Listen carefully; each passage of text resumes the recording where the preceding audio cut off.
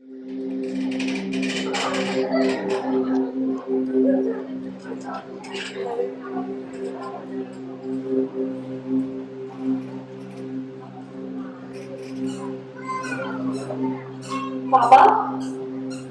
কি হলো বলো তো তোমার? এরকম হাঁপাচ্ছ কেন? না, সেরকম কিছু না। ওই একটু শরীরটা খারাপ লাগছে, মনে হচ্ছে গ্যাসের ব্যথা। একটু হাঁটলেই ঠিক হয়ে যাবে। কিন্তু কয়েকদিন ধরেই আমি তোমাকে একটু অন্যরকম দেখছি, স্পেশালি পরশুদিন ওই ভদ্রলোক যাবার পর থেকে। আচ্ছা তুমি, আহ, না না, আহ, আজকে আর হাঁটতে হবে না, চলো ঘরে গিয়ে শোবে, চলো। হ্যাঁ, তাই চল। আজ না শরীরটা একদম ভালো দিচ্ছে না। কেমন যেন একটা অস্বস্তি হচ্ছে। চলো আমরা যাই। ও আহ আহ কি হয়েছে বাবা? আহ এরকম আহ করছো কেন? আহ কি হয়েছে? কি হলো? ওই নাকি সাবিত্রী, বাবা একটু কাঁদবে। অনেকেরকে দিয়ে দিস। এ বাবা এসো, বাবা, বাবা, একটা ডক্টর দাও।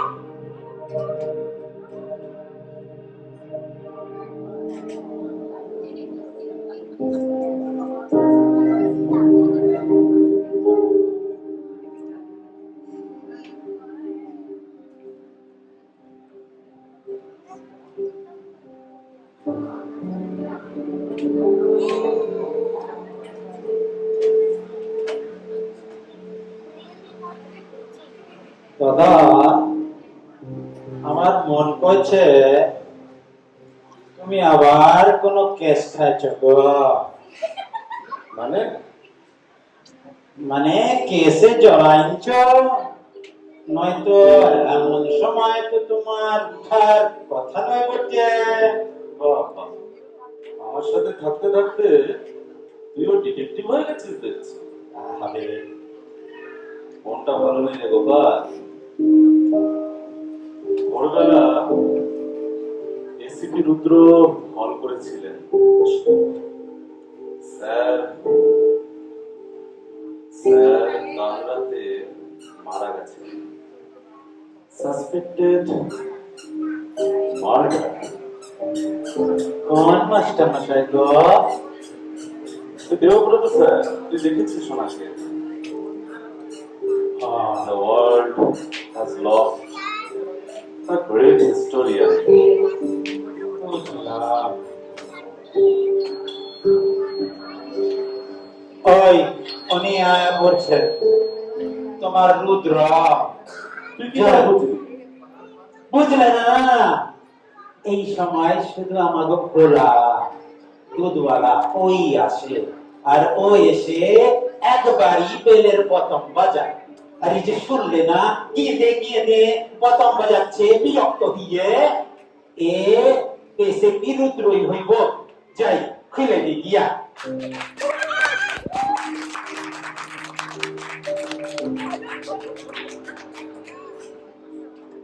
নমস্কার অঙ্কিত বাবু। নমস্কার এসিপি, বসুন। ব্যাপারটা তো আপনাকে অলরেডি ফোনে বলেইছি, তাও ভাবলাম একবার সামনাসামনি দেখা করে বলা যায়।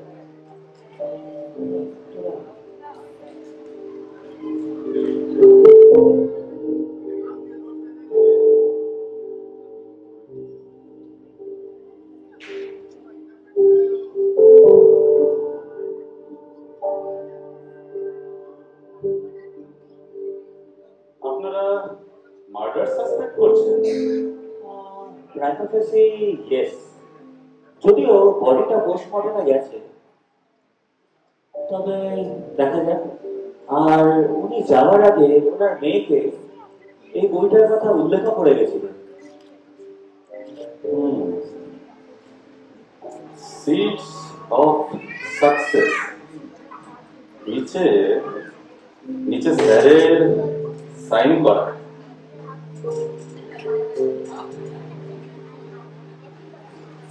এটা আবার কখন বার করলে গো? উফ, সেই আমাকেই উঠায় রাখিতে হবে। স্যারের এই বইটার একটা কপি আমার কাছে আছে, তাই তো এটা পাঠাবার কারণ? প্রাণের মানুষ তোমার যাওয়ার আগে আরেকটা দিয়ে গেছে।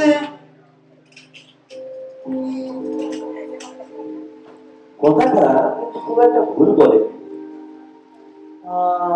এটাও তো হতে পারে এই বইটার মাধ্যমে উনি আপনাকে কিছু একটা বলে যেতে চাইছিলেন। আমার মনে হয় আমি সেটা বুঝতে পারছি। শুধু শুধু এই চাবির রিংটা কেন?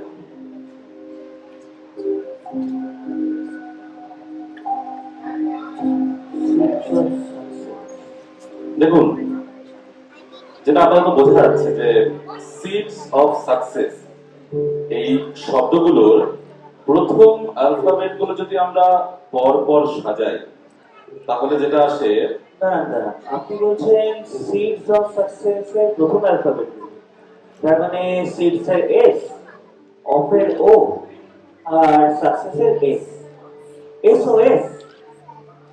কিন্তু এসওএস তো আমরা কোনো ডিস্ট্রেস মেসেজ হিসেবে ব্যবহার করে থাকি। তাহলে কি উনি যাওয়ার আগে আপনাকে কোনো বিপদের কথা বলে যেতে চাইছিলেন?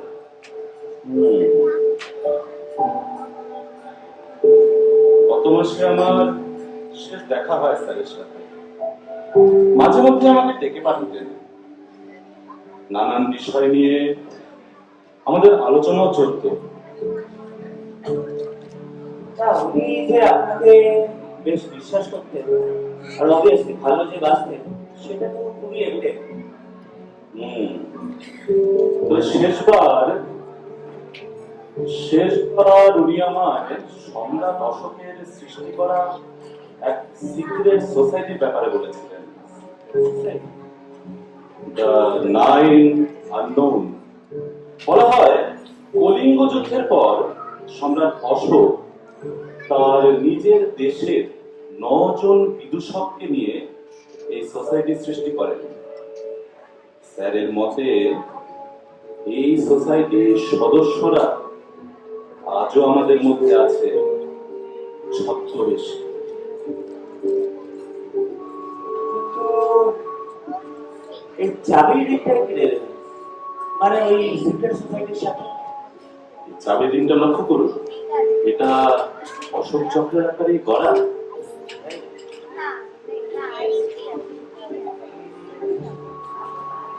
কিন্তু রেলিভেন্সটাই আমি বুঝতে পারছি না। আর আমি যদিও শুনেছি এই সোসাইটিটার ব্যাপারে, আমার কিন্তু পার্সোনালি এটাকে খুব একটা অথেন্টিক বলে মনে হয়। তবে স্যারের কাছে শোনার পরে আমি বিশ্বাস করি যে ওনারা আছেন।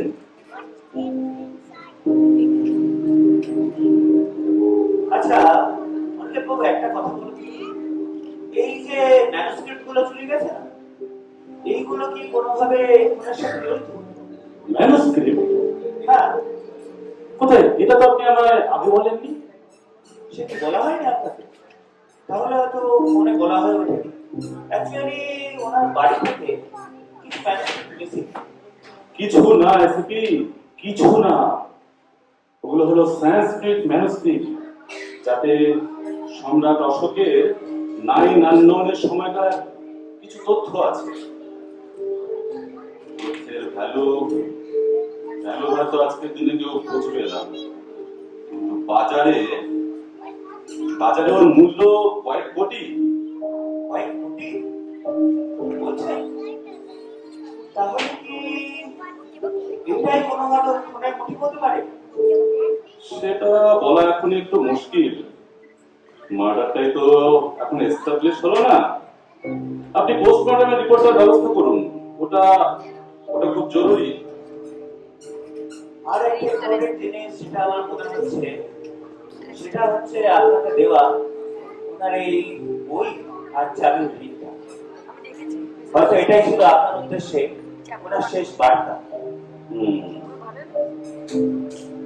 ফরেন্সিক রিপোর্টে এলে ভাবছি একবার যাব স্যারের বাড়ি। আপনারা তো ইন্টারোগেশন করেছেন, তবে আমিও একটু করতে চাই। বেশ তো, তাহলে আজকে বিকালে চলে আসুন। আমি যদিও ওদের বাড়ির কাজের লোক বলি না, রান্নার লোক সাবিত্রী আর ওনাদের এক ড্রাইভার আছে রামকৃষ্ণ, এদেরকে ফার্স্ট রাউন্ডটা ইন্টারোগেশন তো করেইছি।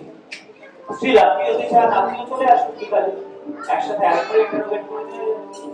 আর রূপসা, রূপসা ওনার মেয়ে? ঠিক আছে, আপনি তাহলে বিকালে আসুন, একসাথেই আরেক রাউন্ড অফ ইন্টারোগেশন করা যাবে। আজকে আমি তাহলে আসি, নমস্কার। আর কতবার করবে? এই বাজে বকার মাঝে একটা কাজের কথা তুই ঠিকই বলেছিস। প্রাণের মানুষ আমার, তাই যাবার বেলা আরেকটা বই দিয়ে গেছেন। তার কারণটাও আমি আস্তে আস্তে বুঝতে পারছি। শুধু এই চাবির রিংটা, এটা এটা আমায় ভাবাচ্ছে একটা কিছুর ক্লিয়ার ইন্ডিকেশন, কিন্তু কিন্তু কনক্লুসিভ না। এটাও দিয়ে গেছে? আমার তো মনে হয় এরও কোনো কারণ আছে বাপ।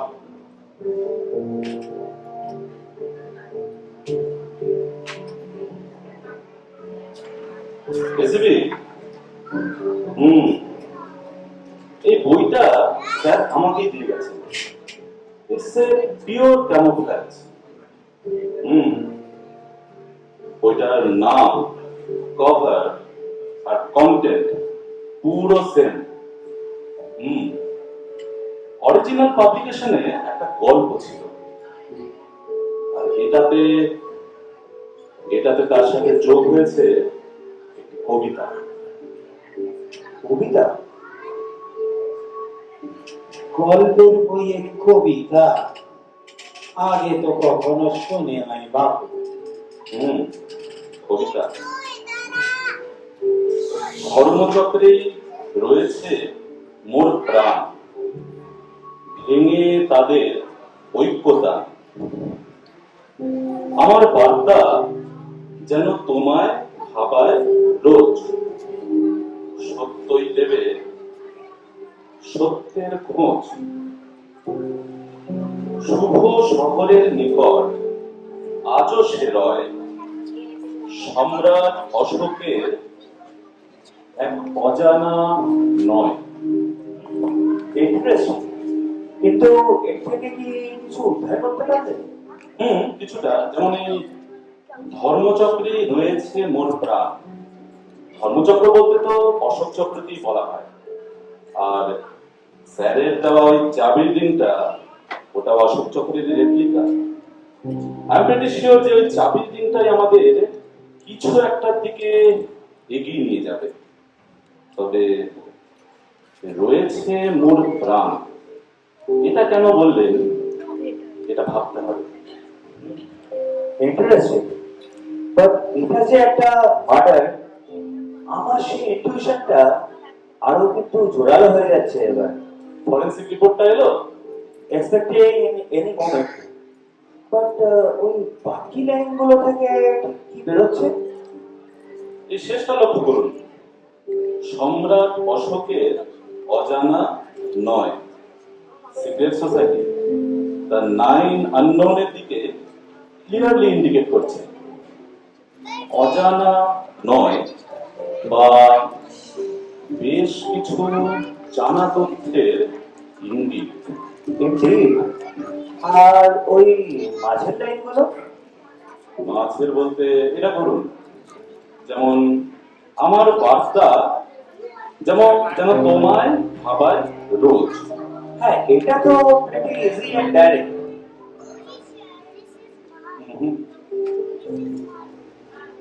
এটা আমাদের রোজ ভাবতে বলেছেন স্যার। আর বাকি লাইনগুলো যে খুব একটা সহজ হবে না, সেটাও সেটাও প্রিটি এভিডেন্ট। না, কেমন যেন ভুলেই যাচ্ছি আমি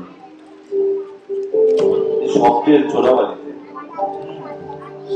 আপনি এক কাজ করুন না, আপনি বরং এখানেই চলে আসুন। এমনি তো বলছিলেন আসবেন ইন্টারোগেট করতে, এখানেই আসুন। হুম, আমি আরেকটু ভেবে নিই, আমি তারপরে আসছি। হুম।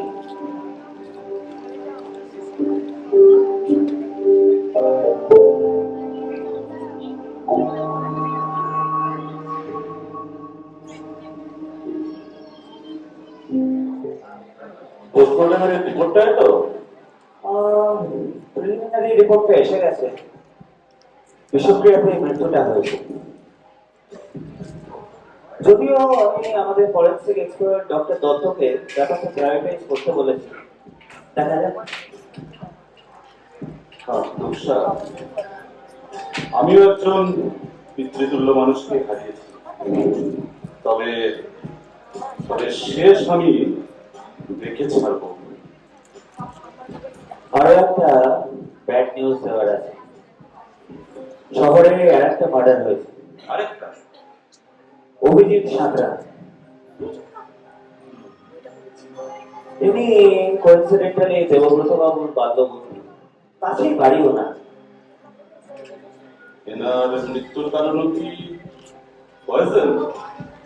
প্রাইমাফেসি ইয়েস, যদিও পোস্টমর্টেম রিপোর্টটা এখনো পাওয়া যায়নি, বডিটা গেছে পোস্টমর্টেমে। তবে একটা জিনিস খুব এভিডেন্ট, দুজনের মৃত্যুর আগের মুহূর্তটা অনেকটা একই রকম। ওনার ছেলে বিক্রমের সাথে আমার কথা হয়েছে। দুজনের কেউ যেন দুজনকেই প্রচন্ড যন্ত্রণা দিয়ে মারবার চেষ্টা করেছে। আর আর সক্ষম হয়েছে।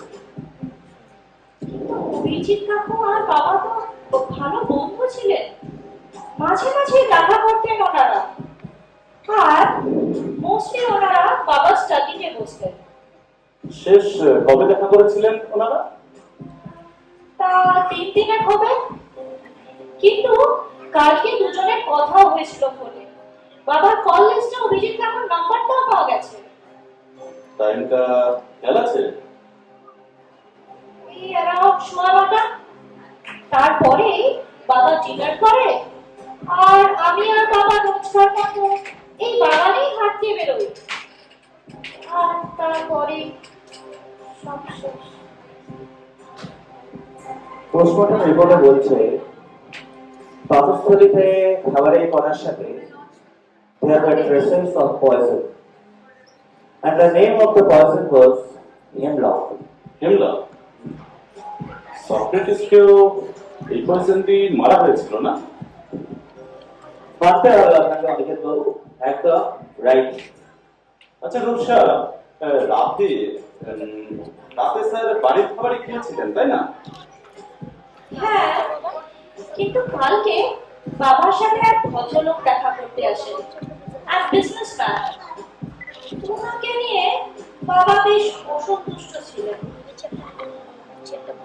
বিজনেসম্যান, এই কথাটা তো আপনি আমাদের আগে বলেন। আমি চিনি না ওনাকে।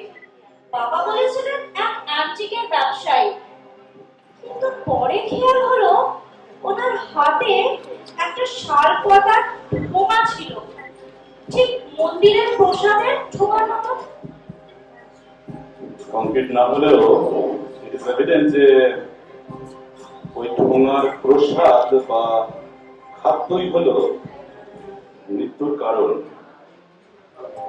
হতে পারে, কিন্তু আমরা বাকি অপশন গুলোকেও এক্সপ্লোর করে দেখছি, স্পেশালি ওনার বাড়ির খাবার। আচ্ছা রূপসা, তোমার ওই অ্যান্টিক ব্যবসায়ীকে ছাড়া আর কাউকে সন্দেহ হয়? আমার কি আছে বলুন? ওই মলিনাদি, সেটা বহু পুরনো লোক। সাবিত্রী আমাদের রান্নার লোক, ও মলিনাদির গ্রামেই থাকে। আর আছে ওই বাবার ড্রাইভার রামকিশোর। আমি ফার্স্ট রাউন্ড অফ ইন্টারোগেশন করেছি এদের। আপনি যদি চান আপনিও আরেকবার ইন্টারোগেট করতে পারেন। না না, আমি ওনাদের পাঠিয়ে দিচ্ছি। তাই ভালো। জোড়া খুন ও ম্যানুস্ক্রিপ্ট চুরি। কেসটা বেশ জটিল হয়ে যাচ্ছে।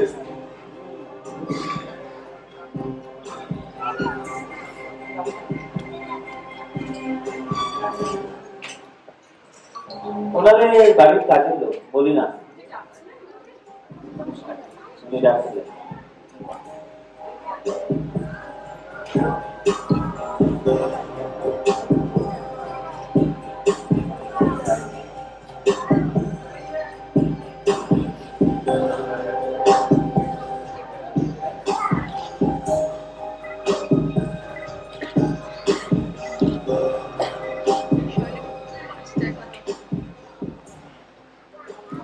শেষ প্রশ্ন, আপনার কাউকে সন্দেহ হয় বা এমন কিছু আছে যা আমায় বলতে চান?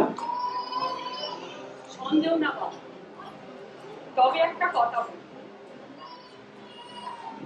উনির সঙ্গে বাবুর সম্পর্কটা না ভালো ছিল, মানে প্রায় ঝামেলা হতো।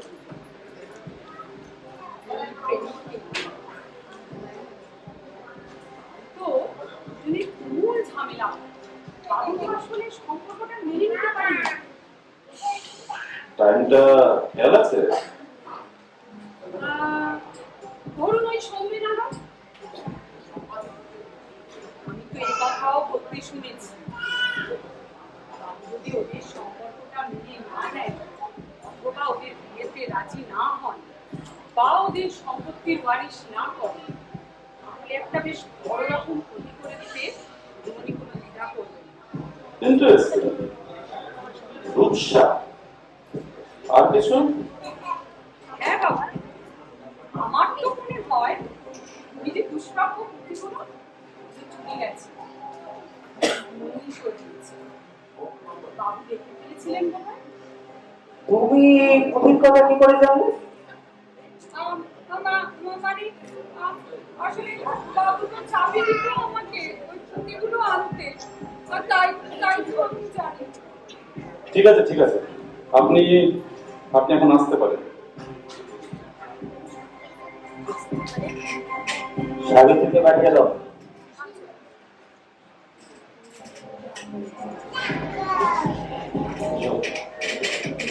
ওনাদের রান্নার সাবিত্রী।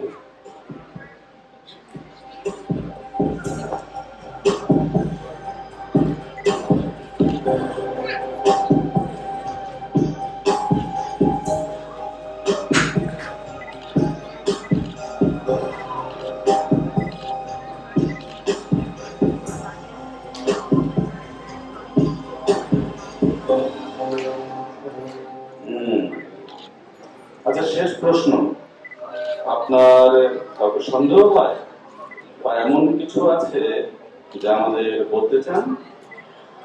বাবু, আমি আর কাকে সন্দেহ করব?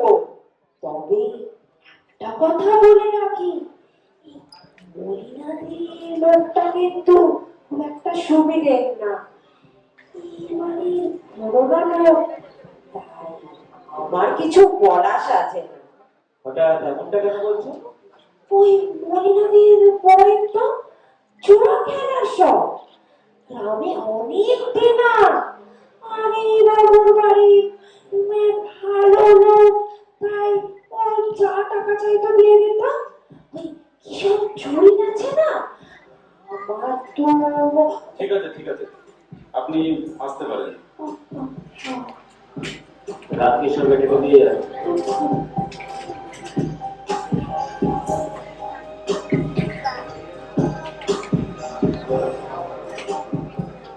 এসো।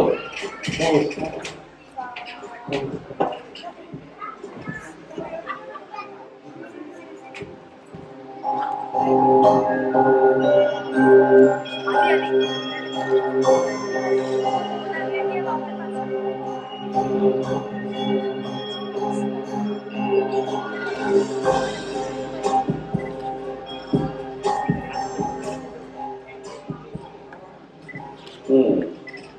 আচ্ছা, আপনি তো বাঙালি নন, বাড়ি কোথায় আপনার?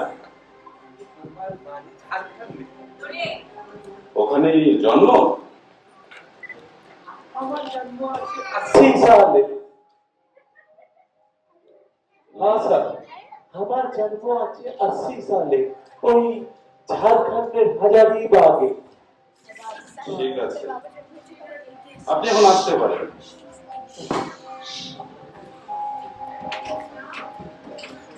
আমিও এখন আসি এসেছি।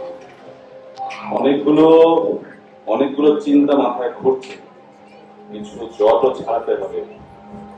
এই চাবি রিং আর বইটা, এ দুটো সামহাউ রিলেটেড। কাল একবার আসুন আমার বাড়িতে, আমরা একবার কবিতাটাকে নিয়ে আলোচনা করি। সেটাই ভালো। চলো একসাথে বেরোনো যাক।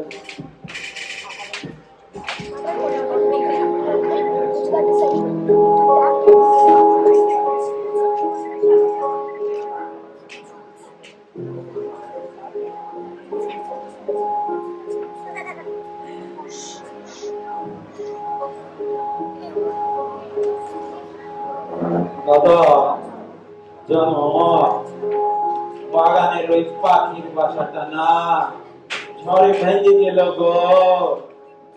কি সুন্দর সব একসাথে ছিল। কি বললি? একসাথে ছিল, ভেঙে গেল?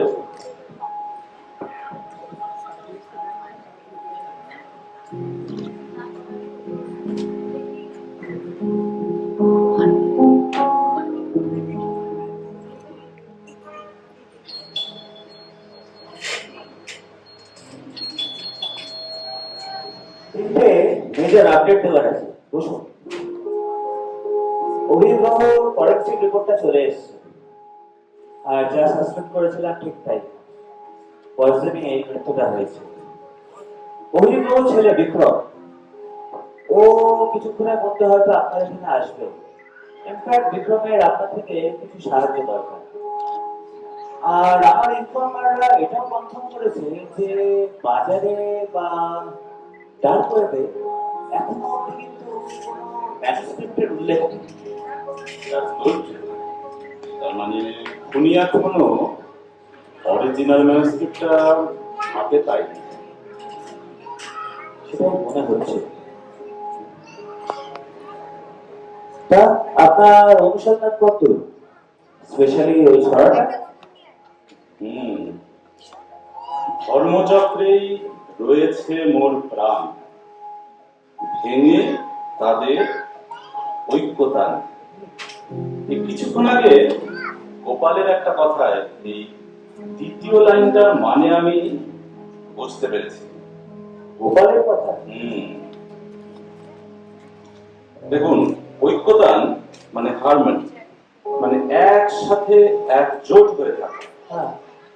এই অশোক চক্রের চাবি রিংটার স্পোক গুলো যদি আমরা খেয়াল করি, তাহলে এগুলো এই বাইরের চাকাটাকে একসাথে ধরে রেখেছে। এটাই তাদের হারমনি। আর এই চাবি রিংটা ভালো করে স্টাডি করলে যেটা পাওয়া যায়, যে এর কিছু কিছু স্পোককে আমরা ভেঙে বা ডিসলজ করে নিতে পারি, বাকি পার্মানেন্ট গুলোকে অক্ষত রেখে। যেমন প্রথমটা, এই তৃতীয়টা, and so on. অশোক চক্রের প্রত্যেকটা স্পোকেরই আলাদা আলাদা নাম ও তার মানে আছে। সেই অশোক চক্রের সিকোয়েন্স ধরে যদি আমরা এগোই, তাহলে যে স্পোক গুলো খুলে আসছে সেগুলো হলো 1, 3, 5, 6 and 8. 1, 3, 5, 6, 8. নাম্বারটা তো ঠিক আছে, কিন্তু পরের লাইনগুলো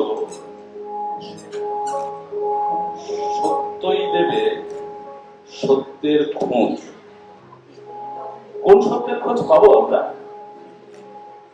ইঙ্গিতটা কি ম্যানুস্ক্রিপ্টের দিকে, বা তার ইতিহাস? আমাকে কিন্তু এখন ভাবাচ্ছে ওই অ্যান্টিকের ব্যবসায়ী। দেখুন, সেদিন দেবব্রত বাবুর সাথে ওনার সাক্ষাৎ, এবং তারপরে দেবব্রত বাবুর প্রচন্ড বিচলিত হয়ে পড়া। আমার সামাও মনে হয় এই অ্যান্টিকের ব্যবসায়ী হচ্ছে খুনি। কিন্তু কোনো হদিশ পাচ্ছি না। না আছে তার নাম, ঠিকানা, একেবারে আনট্রেসেবল। শুভ শহরের নিকট আজও সে রয়। শুভ শহর,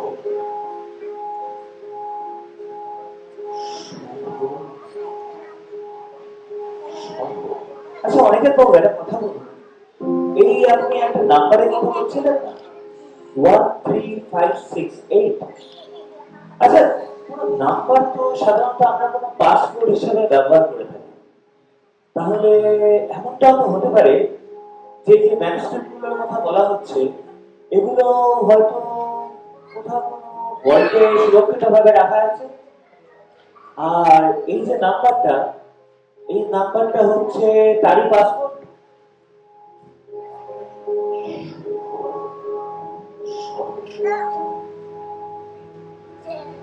এই তো অভিজিৎ বাবুর ছেলে বিক্রমের ফোন আসছে। হ্যাঁ বিক্রম বাবু, হ্যাঁ হ্যাঁ, আচ্ছা আপনি এসে গেছেন? হ্যাঁ চলে আসুন, হাউস নাম্বার 21। হ্যাঁ হ্যাঁ, দেখতে পাবেন নিচেই লেখা আছে। চলে আসুন, উপরে চলে আসুন। বিক্রম বাবু এসেই পড়েছেন, আসছি। আরে বিক্রম বাবু, আসুন আসুন, বসুন বসুন বসুন। আমি আপনার কাছে আসতে বাধ্য হলাম। ইনফ্যাক্ট আপনার সাহায্য প্রার্থী আমি। আপনাকে দেওয়া দেবব্রত বাবু বইটার ব্যাপারে আমি শুনেছি, কিন্তু বাবাকে যে এত তাড়াতাড়ি এইভাবে চলে যেতে হবে এটা আমি ঠিক মেনে নিতে পারছি না।